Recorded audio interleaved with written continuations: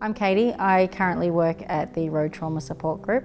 I'm a family member. I lost my son in 2020 and we are here today at Grace's Place, which is a facility under hospice to the Road Trauma Support Group.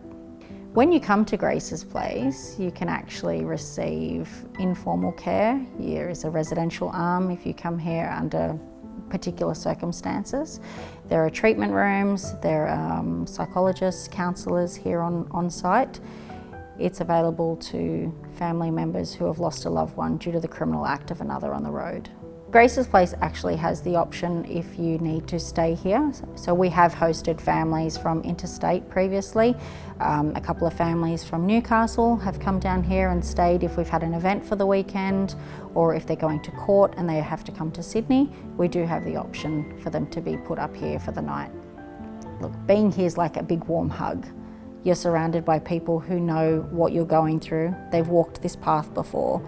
They can help you, they can guide you, they can give you some real direction when it comes to the legal process, dealing with the coroners, dealing with police, dealing with media, coming to court, helping you with your victim impact statement, all of these processes that as a normal person who's never been in this type of situation, you wouldn't know what to do or how to deal with it. Coming to the Road Trauma Support Group, they actually help you along the way and give you tips and tricks and ways to deal with things, ways to move forward, help your family, really push against the DPP and those types of things and tell you what you can and can't do within the parameters of the law. So my son Nicholas was killed in a car crash Christmas Eve 2020. He was the passenger in a car. They hit a telegraph pole at about 157 kilometres an hour. The driver in our case was sentenced to 5 years, 2.5 years non-parole for manslaughter. That was the final charge that police prosecuted with. He originally was facing 9 charges. The way that it works is they go with the top charge and everything underneath that is a subsequent charge, a backup charge. So for us, the legal process kept getting dragged out and out and out. Through talking with other family members here at Road Trauma Support Group, we were under the view of the driver had committed manslaughter, he had murdered my son, so we pushed with the DPP to make sure that that charge was the one that they went with. At one point we were offered the driver pleading guilty to a lesser charge, but we went back to the DPP and said that wasn't acceptable, it wasn't what we wanted. And in our instance, they pushed forward with it and the driver ended up pleading guilty to the charge. In our instance, our family's been tremendously affected. My husband hasn't left the house in 12 months. He doesn't work anymore. He is a shell of the person that he used to be. And he's aged, not just physically, but just everything. He's just aged and he doesn't want to do anything anymore. He used to work outdoors, had a great bunch of friends, was very active, he was still playing soccer. Now he doesn't do any of that. So here at the Road Trauma Support Group, we don't push ideals onto anyone. We encourage people to move through their grief in a way that helps them and a way that they can live with.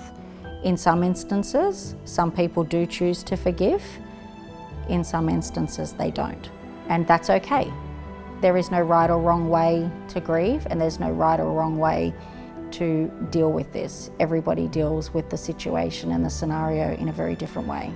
One of my roles here at the Road Trauma Support Group is I actively go into local hospitals and local schools and participate in educational programs, talking to teenage students, usually seniors, about the risks involved with driving and dangerous driving and what it looks like on the other side for the family members who are left behind. In most cases, they do a full day program. I'm usually the last one to speak to them, and that's the most impactful. Showing them a story of Nicholas and how active in the community he used to be, the sports that he used to engage in, and how he was just an everyday boy, just like them, and how letting them know I could be their mum, this could happen to them. So make the good choices. Don't make the high risk choices. If you're going to do something, make a low risk choice. That's what we teach them.